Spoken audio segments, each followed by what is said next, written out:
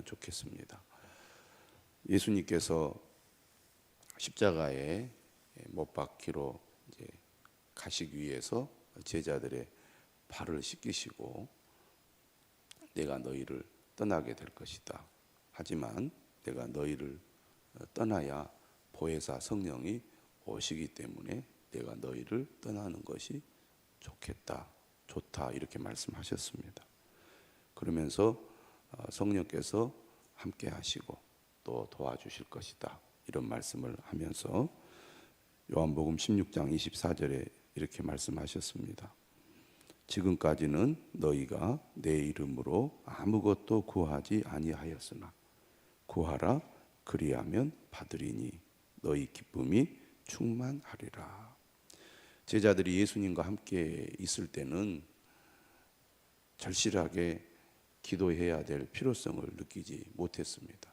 하지만 이제는 예수님이 그들을 떠나야 할 때가 되었고 제자들만 남아서 이 땅에서 하나님 나라의 복음을 전해야 했습니다. 그렇기 때문에 무엇보다도 성령을 의지하여 깨어서 기도하는 것이 중요했습니다. 예수님께서는 지금까지는 너희가 내 이름으로 아무것도 구하지 아니하였지만 이제는 예수님의 이름으로 기도해야 할 때라는 것입니다. 오늘 우리도 2024년을 시작하면서 과거에는 우리가 기도를 더 못했다면 지금부터는 열심히 기도하는 우리 모두가 되어야겠습니다. 구하라 그리하면 받으리니 너희 기쁨이 충만하리라. 기도함으로 하나님이 주시는 영적인 기쁨을 누릴 수 있기를 주님의 이름으로 축원합니다. 오늘 우리에게 주시는 하나님 말씀은 신명기 4장 32절에서 43절 말씀까지입니다. 오늘 모세는 2세대 이스라엘 백성들에게 과거에 하나님께서 행하신 일을 상고하여 보라고 말하고 있습니다. 네가 있기 전 하나님이 사람을 세상에 창조하신 날부터 지금까지 지나간 날을 상고하여 보라. 하나님께서 세상을 창조하시고 이 땅에 행하신 일이 무엇인지를 곰곰이 헤아려 보라는 것입니다. 하늘 이 끝에서 저 끝까지 이런 큰 일이 있었느냐? 이런 일을 들은 적이 있었느냐? 어떤 국민이 불 가운데에서 말씀하시는 하나님의 음성을 너처럼 듣고 생존하였느냐? 거룩하신 하나님, 초월하신 하나님께서 이 세상에 임하여 사람들에게 말씀하셨다는 것입니다. 죄인인 인간이 하나님을 대면하면 살 수가 없는데 이스라엘 백성들은 하늘의 하나님이 친히 내려와서 그들을 만나주시고 그들에게 말씀하셨다는 것입니다. 세계 어느 민족도 이처럼 하나님의 직접적인 선택을 받아 하나님이 임재하는 가운데 하나님의 말씀을 전해준 민족이 없다는 얘기입니다. 오늘 우리는 하나님의 말씀을 이스라엘 민족을 통해서 듣고 알고 배우게 된 겁니다. 그만큼 이스라엘 백성들은 특별한 민족인 거죠. 어떤 신이 와서 시험과 이적과 기사와 전쟁과 강한 손과 편팔과 크게 두려운 일로 한 민족을 다른 민족에게서 인도하여 낸 일이 있느냐? 하나님께서 이스라엘 민족에게 찾아와서 말씀하신 것도 특별한 일이죠. 그런데 그들을 애굽의 고통에서 구해 주신 것도 매우 특별한 일입니다. 하나님이 그렇게 하신 민족이 이스라엘 민족밖에는 없기 때문입니다. 다시 말하면 하나님께서 이스라엘에게 행하신 일은 특별한 일입니다. 어떻게 보면 유일한 일이라고 할 수 있습니다. 그만큼 하나님의 큰 은혜와 사랑을 받은 민족이 이스라엘 민족인 거죠. 이는 다 너희의 하나님 여호와께서 애굽에서 너희를 위하여 너희의 목전에서 행하신 일이라. 이스라엘 민족은 광야 40년을 지내오면서 하나님께서 어떤 일을 행하셨는지, 그동안 그들이 하나님이 행하신 일을 어떻게 경험했는지 되돌아보도록 권하고 있습니다. 지금까지 살아오면서 하나님께서 나의 삶에 어떤 일을 행하셨는지를 되돌아보는 것은 매우 중요하다고 하겠습니다. 오늘 우리도 이스라엘 민족처럼 하나님의 선택을 받았습니다. 하나님께서 우리를 만나 주셨습니다. 하나님께서 우리에게 말씀하셨고 우리를 죄에서 멸망에서 구원해 주셨습니다. 우리는 하나님의 특별한 선택과 사랑을 받은 사람들입니다. 세상에 많은 사람들이 있지만 우리가 이렇게 하나님을 믿고 하나님의 자녀가 되어 하나님과 함께하는 삶을 살게 된 것은 하나님의 특별한 은혜라는 것입니다. 아, 내가 받은 은혜가 매우 크구나, 특별하구나. 이것을 깨닫는 사람이 믿음의 사람이고, 이것을 진정으로 깨달을 때 하나님을 더욱 의지하게 되는 것입니다.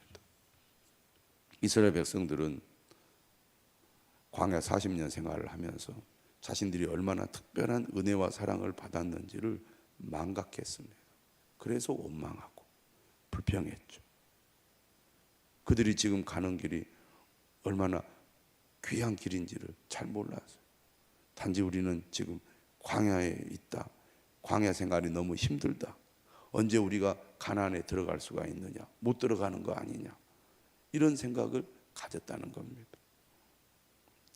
하나님께서 그들을 애굽에서 구원해서 지금 광야를 지나가고 있는데, 광야를 지나는 목적은 가나안에 들어가기 위해서입니다.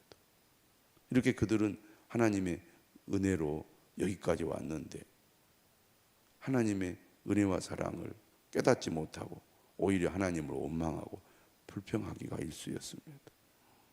오늘 우리도 하나님의 선택을 받아 구원받은 백성으로 살아가고 있습니다. 마치 광야의 길을 가는 것처럼 힘든 삶을 살아갈 때가 오히려 많다 보니 하나님, 왜 하나님 나를 구원해 주셨고 사랑하신다면서 왜 내 삶은 이렇게 힘이 듭니까? 하고 우리도 이스라엘 백성들처럼 원망할 때가 얼마나 많습니까? 오늘 모세가 이스라엘 백성들에게 말하고 있는 것처럼 내가 받은 은혜가 얼마나 크고 지금 내가 가는 길이 얼마나 귀한 일인지를 다시 한번 우리가 돌아보면서 깨닫는 이 아침이 되시기를 바랍니다. 하나님께서 이스라엘 백성들을 애굽에서 구원하신 이유가 무엇입니까? 35절은 말합니다. 이것을 네게 나타내심은 여호와는 하나님이시오 그 외에는 다른 신이 없음을 네게 알게 하려 하심이니라. 여호와만이 하나님이시라는 겁니다. 주변에 많은 민족들이 있습니다. 더욱이 이스라엘 민족이 430년 종살이를 했던 애굽은 그들이 믿는 신들이 있었습니다. 화려한 신들, 대표적으로 태양신이 있었죠. 강한 민족의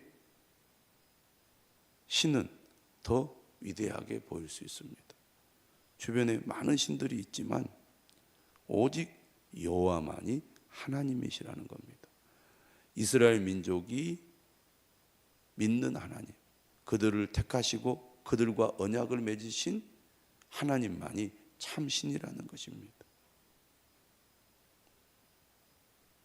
그러므로 오직 여호와 하나님, 이스라엘 민족을 택하시고 언약을 맺으신 그 하나님만을 믿고 섬겨야 한다는 것입니다. 36절이죠. 여호와께서 너를 교훈하시려고 하늘에서부터 그의 음성을 네게 듣게 하시며 땅에서는 그의 큰 불을 네게 보이시고 네가 불 가운데서 나오는 그의 말씀을 듣게 하셨느니라. 하나님께서는 우리를 사랑하셔서 우리에게 말씀을 하셨습니다. 특별 계시를 통하여 하나님이 어떤 분이신지, 하나님이 우리에게 무엇을 행하셨는지, 또 우리에게 무엇을 원하시는지를 분명하게 말씀하셨습니다. 우리는 이 하나님의 말씀에 귀를 기울이고 그 말씀을 듣고 따라야 한다는 것입니다. 저는 2024년도 우리 성도들이 하나님의 말씀을 귀 기울여 들을 수 있기를 바랍니다. 말씀을 가까이 할 때 우리는 하나님을 온전히 따를 수 있습니다. 말씀을 멀리하면 하나님도 멀어지고 말씀을 따를 수 없게 됩니다. 여호와께서 네 조상들을 사랑하신 거로 그 후손인 너를 택하시고 큰 권능으로 친히 인도하여 애굽에서 나오게 하시며, 이스라엘 백성들을 택하고 구원한 이유는 바로 그들을 사랑하기 때문입니다. 우리를 구원하신 이유도 마찬가지죠. 너보다 강대한 여러 민족을 네 앞에서 쫓아내고 너를 그들의 땅으로 인도하여 들여서 그것을 네게 기업으로 주려 하심이 오늘과 같으니라. 왜 애굽에서 나오게 하셨느냐? 젖과 꿀이 흐르는 약속의 땅을 주시기 위해서입니다. 하나님이 왜 우리를 구원하셔서 이 땅에 지금 살게 하십니까? 하나님이 예비하신 영원한 하늘나라, 천국을 우리에게 주시기 위해서죠. 그런즉 너는 오늘 위로 하늘에나 아래로 땅에 오직 여호와는 하나님이시요 다른 신이 없는 줄을 알아 명심하고. 지금 사장에서 반복적으로 강조하고 오늘 본문도 강조하는 것은 오직 여호와 하나님만이 참신이다. 오직 여호와 하나님만을 믿고 섬기라고 강조합니다. 우리도 다른 것에 마음을 빼앗기고 다른 것을 우리가 섬기는 사람이 되어서는 안 되겠습니다. 오직 하나님만을 섬기겠습니다. 오직 하나님만 믿겠습니다. 오직 하나님만 의지하겠습니다. 이렇게 결단하시기를 바랍니다. 하나님만을 믿고 섬기는 사람은 어떤 사람입니까? 40절 오늘 내가 네게 명령하는 여호와의 규례와 명령을 지키라. 믿는 자는 지키는 자입니다. 믿는 자는 따르는 자입니다. 믿는 자는 순종하는 자입니다. 왜 우리가 하나님의 말씀에 순종해야 합니까? 너와 내 후손이 복을 받아 내 하나님 여호와께서 내게 주시는 땅에서 한없이 오래 살리라. 하나님을 믿고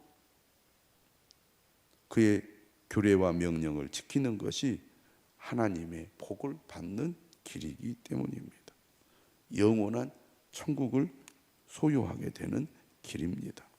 저는 우리 성도들이 2024년 하나님의 말씀에 순종할 수 있기를 바랍니다.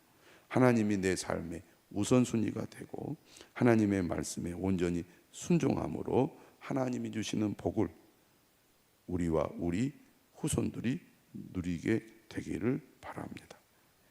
마지막 본문의 내용에서는 요단 동편의 도피성에 대해서 언급하고 있습니다.